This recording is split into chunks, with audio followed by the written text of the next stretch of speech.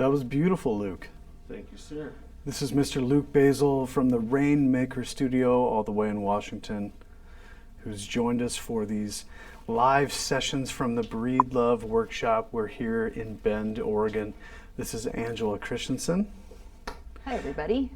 Ange is going to join us and talk us through a really cool segment here. We're going to talk about Brazilian rosewood.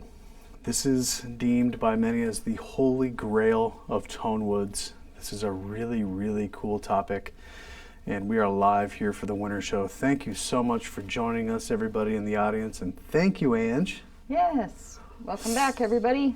Yeah, this is going to be really cool. Brazilian rosewood.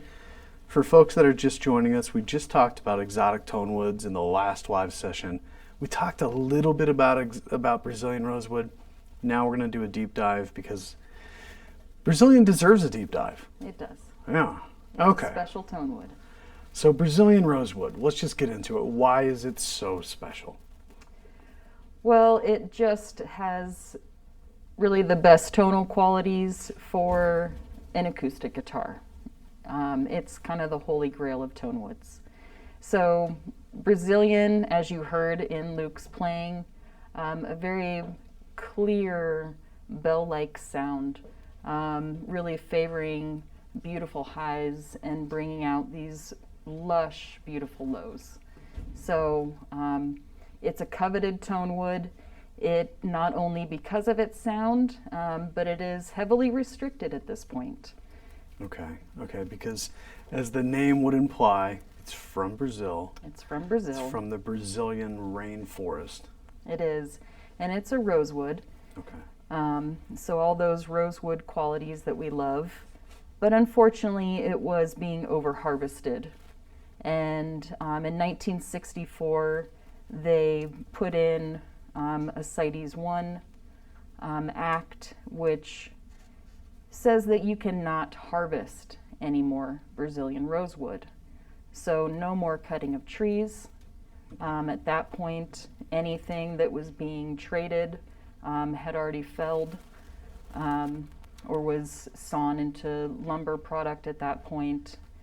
The stash that we have come to acquire was all wood that was harvested before the enactment and was brought into Spain in the late 50s and 60s.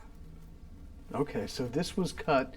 The sets that we're looking at here, this is just a very small sample of our collection, but this was cut before the embargo in 1964. Correct. And then they shipped this out of Brazil, and they shipped it into Spain, in Europe. Right. Okay. Mostly for furniture building. Okay. At that time. That's what it was being purchased for, as well as in a lot of churches they had used Brazilian rosewood for furnishings and decorations, and so they were processing Brazilian into furnishings for churches. That makes sense. A dark wood, real strong and hardy. It's not going to break down, and it's also a little bit more modest and not as flashy maybe in a church. Sure, yeah. Gotcha, okay. And so this wood is cut in Brazil pre-embargo. It's shipped to Spain. Why is that significant to the story? Why is that cool that it made its way to Spain? Well, because as they furthered the regulations on trading the wood, because the wood was already in a European nation, when they went into the Lacey Act in '82, they weren't going to be able to ship any more rosewood into Europe at that time.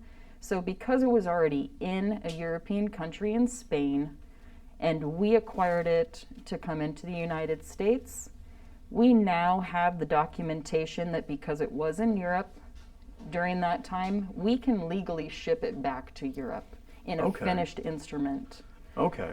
So these pieces of wood, they have documentation. So when we say they're legal, every single one has a piece of paper that's backing up that it was cut before the embargo. Correct. And then it has an additional piece of paper, or maybe the same paper with additional information, communicating that it was in Europe. So you can ship it out of the U.S. into Europe, all over the world, without any sort of issue. Correct. With the proper documentation, which we have, you can obtain a permit that allows you to travel internationally then and cross borders. Okay. Because for folks that aren't super familiar with a lot of the regulation, this is controlled in the same way that the government would control like ivory, like African elephant ivory. Right. Same level of... Yeah, there is no trade allowed, really. No trade. So, So it's the same way that, if you were trying to get in and out of a customs of a certain country and you had something made out of elephant ivory, they would pull that and they would take that. Same thing with this. If you had a guitar made out of Brazilian rosewood, and if you didn't have documentation, they could seize that and take it. correct. All right, that's pretty serious stuff. It is. Cool. Yeah. All right, well, that's enough about the serious stuff. Yeah. So, this all looks really different. Why does this wood all look so different? Well, there's a few different sorts. So we have some trees that don't necessarily have a special story, but offered us very different looking pieces of wood. And then I'll get to a special log at the end here.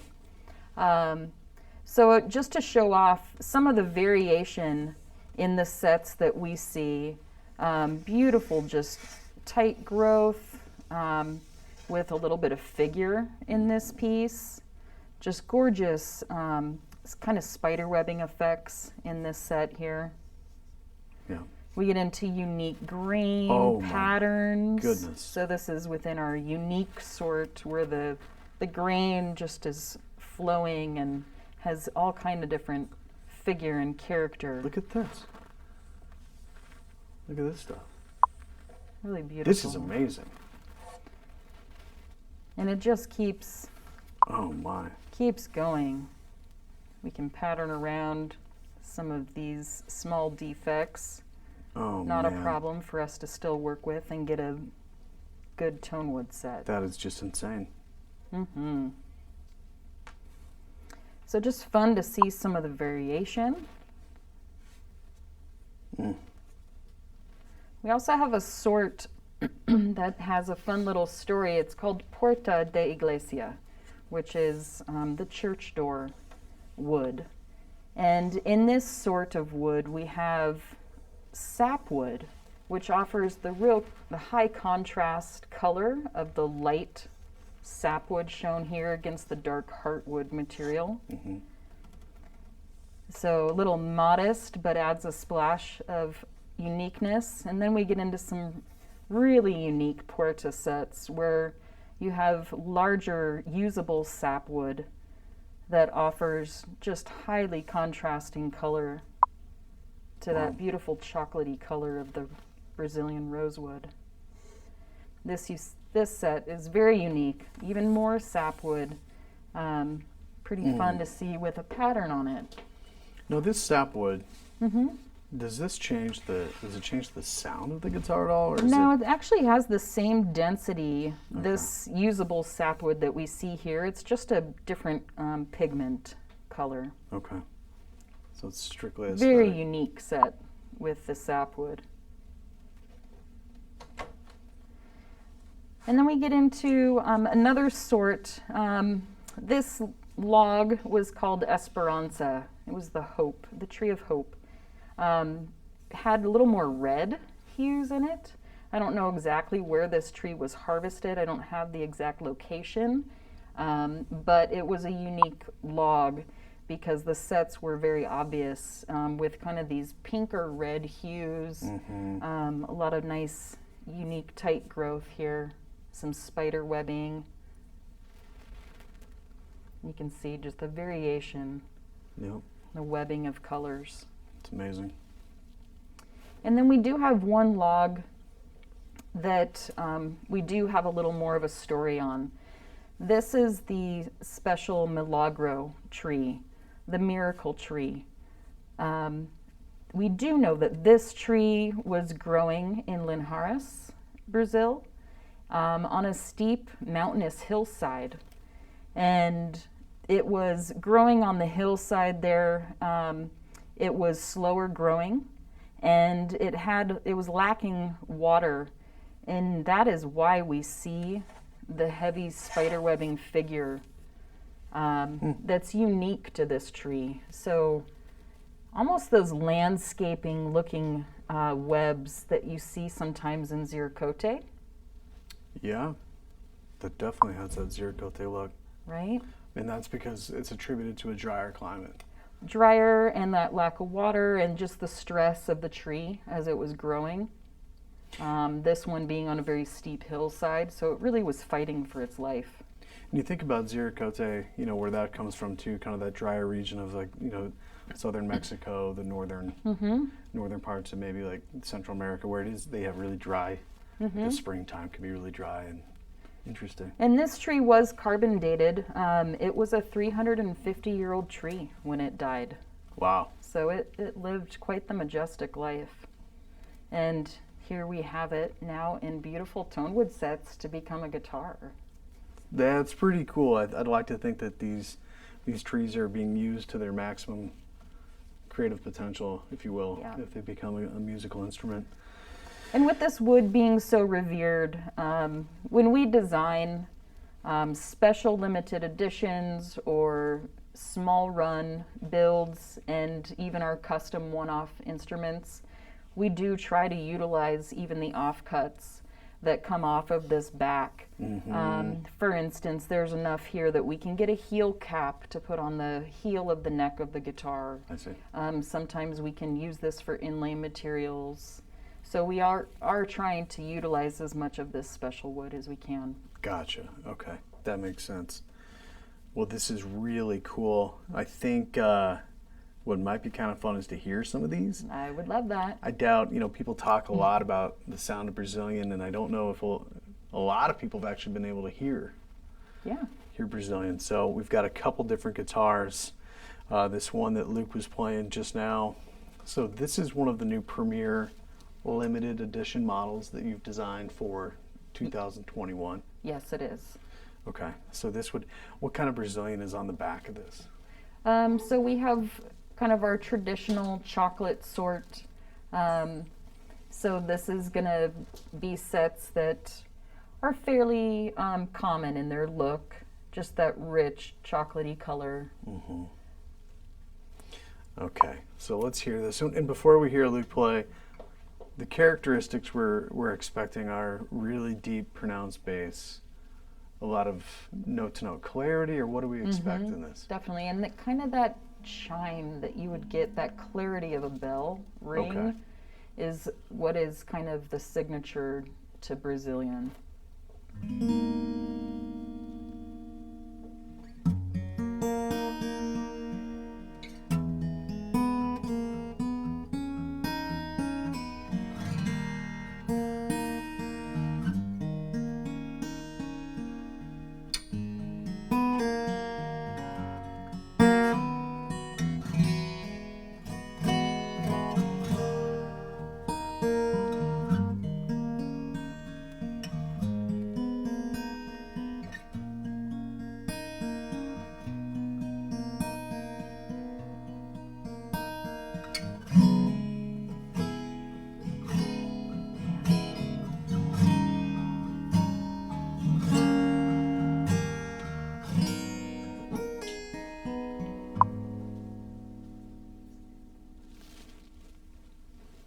That's beautiful. Beautiful.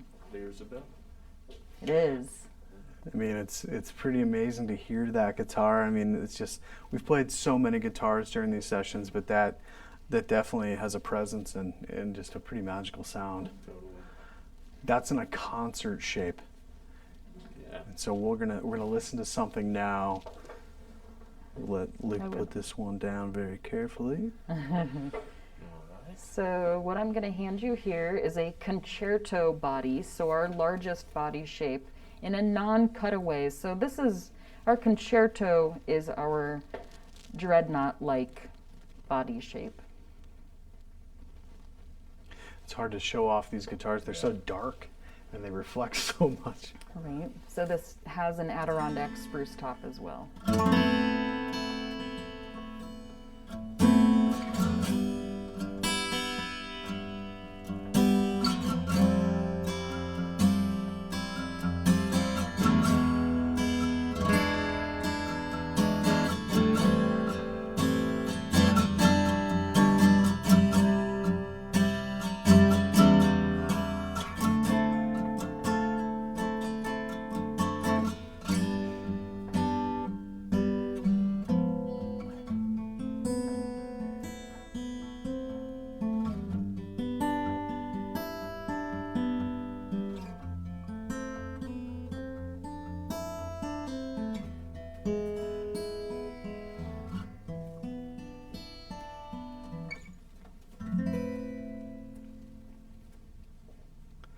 Luke, do me a favor as well. Just drive that guitar a little bit too. I love the finger style.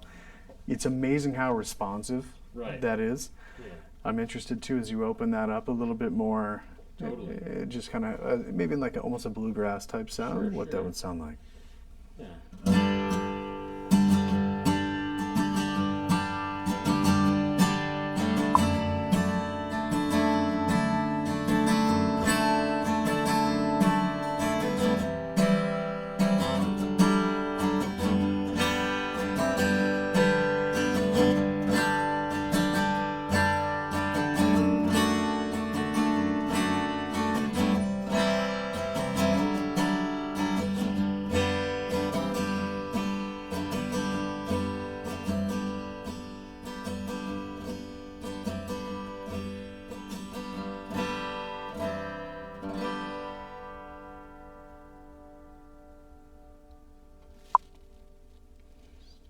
Wow, the harmonics that are developing. I mean, there's a lot of complexity. Totally.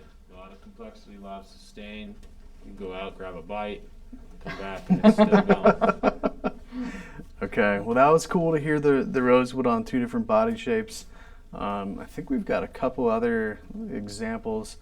We don't have a lot of Brazilian always in stock here at Breed Love, and so we have a couple other Brazilian examples we want to show. One is from our sister brand, which is Bedell Guitars, and we want to just showcase it's just another example of Brazilian. And Angela, the back on this one. Yes. So again, the same kind of sort that we just heard. We just have adorned it with some nice rope purfling and a center strip there. Okay. So this will give us a chance to hear a smaller body. This is a Bedell Parlor, so you do know what you're looking at. Yeah. With an Adirondack spruce top. So the same wood pairings we just heard, just a smaller body shape. And this is comparable to, like, if it was a Breed Love, it'd be comparable to a concertina. That's right. And so we just want to give everybody the sound of a smaller body guitar Yes. as Here's well. some strumming, some finger style. Let it speak to you. Okay. All right. Let the guitar talk. Let's see what she says. Okay.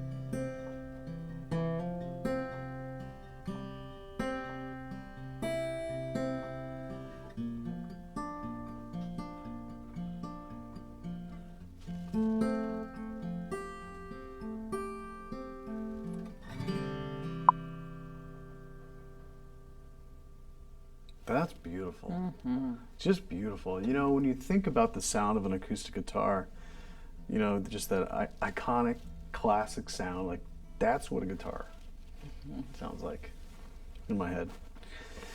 Cool. So we got to hear an expression of Brazilian rosewood in a very small body shape. We got to hear it in the concert body shape, and we heard it in the larger concerto shape. Do we have any questions from anybody that's been watching about Brazilian rosewood at all? Okay. Well, if you have any questions, you can drop them in the comments feed. We'll be happy to talk about it and address any of your questions. But yeah, we just look through these different types of Brazilian rosewood. One thing that we've talked a little bit about is the fact that we have the largest collection of legally documented Brazilian rosewood. That's right. So with paperwork. With and travel. paperwork, and it's all kept safely in our warehouse here. Yeah. Well, let's show people. I think it'd be kind of fun, folks. Do you want to see behind the scenes a little bit? Because we got a little bit of pre-roll that we put together. We don't have a lot of we don't have a lot of connectivity in the back. So we had to shoot a little bit of pre-roll that we're going to screen for you right now, but we're going to take you on a quick little tour and show you deep in the behind the scenes of Breedlove, our Brazilian rosewood collection. So here we go.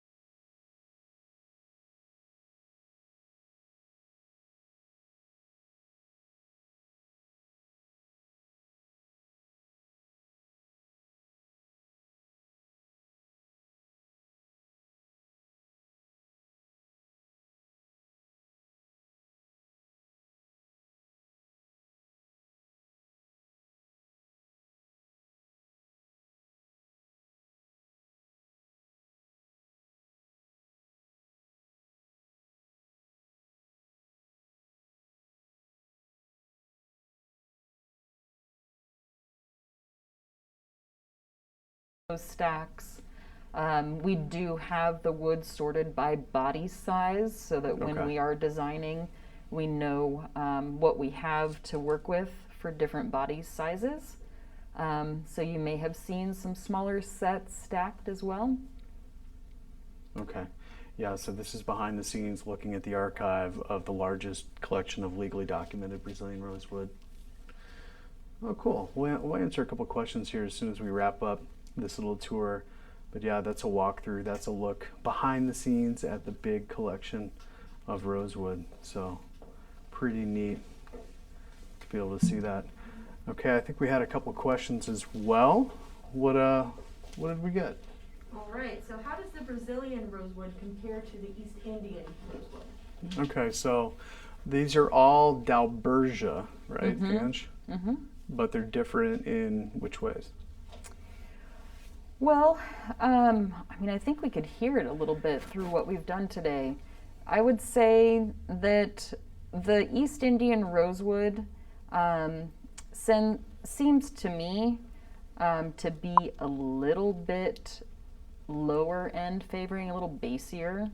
I think that the Brazilian tends to be a little more balanced with lending towards the high end, that chime that we do here. But they are similar in their density. It's just a little bit of that tonal nuance, those flavors, if you will, between those different species. And that Indian, that's coming out of India or that region. Correct. And that's going to be a lot more sustainable. It is. Okay. Yes. And I think that's something too. I mean, one thing that I know we do our due diligence here at Breedlove to really make sure that everything we do is sustainable on the up and up. Mm-hmm. This has all the paperwork and we understand where this comes from. I know that Tom's traveled to India, right? And really gone to the forests and worked with the vendors. Sure. And so that we know that our Indian is very sustainable. Yes, it is. Yep. The Brazilian is obviously a finite resource. Right. When we're done with using the collection that we have, there will be no more. Okay, so that's the end of it. Folks might be curious too. So there's rosewood found in Madagascar, and so we went to Madagascar and did our due diligence and research there, only to find that that is not a sustainable No. source, and so therefore we will not use it. No. So a lot of these journeys that we go on to the forest to really look into these woods, just because we go there and we invest the time doesn't mean that we're going to find a wood that's going to fit our That's right. values. Unfortunately, you traveled a long way to realize that in Madagascar. It was a long trip. Well, this is really cool. These Dalbergias, so these different rosewoods, there's some other members of that family too, right? So like Cocobolo. Right? So that's actually a distant relative. It is. Okay. Coming out of Central America. So this is the Dalbergia nigra. The Indian rosewood is the Dalbergia latifolia. and the Cocobolo is a Delbergia retusa. Retusa. Okay, cool. Babinga is also a Delbergia, which we don't use a lot of, but that is in the Rosewood family. There's some Babinga down here. It's in the Rosewood family. That's very cool. Well, this has been pretty special to be able to see all this beautiful rosewood. Do we have any other questions from folks out there? Yeah, just one more. Okay. Why are we not building the CM body shape anymore? Well, that's a little bit off of the Brazilian topic, but I guess we can talk about that. And you have been here for a very long time, and you probably remember the development of the CM. Why? The development was before myself, but Okay. I do recall bending many CM sides, which are extra tricky. And we did an exotic CM for a while with Brazilian, with That's a right. tree of life inlay. Those were That's fun right. to build. Beautiful. And I think we've naturally moved away from the CM just over time. I think it's kind of, it's one of those shapes where it's so different that it's not a shape for everybody, right? It's a very radical shape, right? So there are certain customers that have asked about it. Unfortunately, we don't even offer it in our custom shop at this point. Okay. So Well- if you can find one, consider yourself lucky, and you might want to get your hands on it. I'm sure out there in Google land, there's probably a couple on the market somewhere. Do we have any other questions from anybody? Okay. Well, thank you so much for joining us, everybody. Angela, thank you for talking us through Brazilian rosewood. You're welcome. We're going to be back at you, everybody, here at 5 o'clock. We're going to do a run through of all of these new 2021 guitars. We presented these yesterday. Our audio situation was not as good as it is today. So we're going to run through them again, and we're going to let folks hear them again today. And we're going to answer some questions. We'll answer any other questions you have at 5 o'clock that pertain to Breed Love guitars. And we are so grateful to have everybody watching over the last couple days. This has been really, really fun. And Luke, do you want to play us a little outro tune, please?